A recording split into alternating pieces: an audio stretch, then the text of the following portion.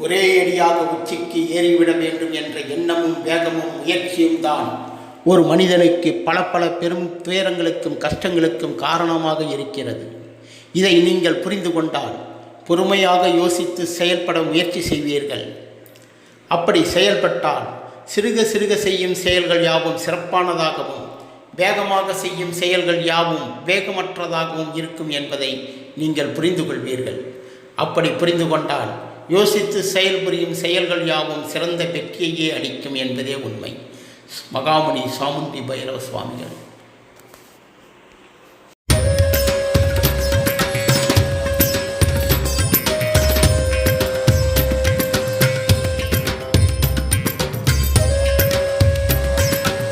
உங்களுக்கு பிடிச்சிருந்தா லைக் பண்ணுங்க, ஷேர் பண்ணுங்க, கமெண்ட் பண்ணுங்க. மறக்காம சப்ஸ்கிரைப் பண்ணி பக்கத்தில் உள்ள பெல் ஐகானை கிளிக் பண்ணுங்க.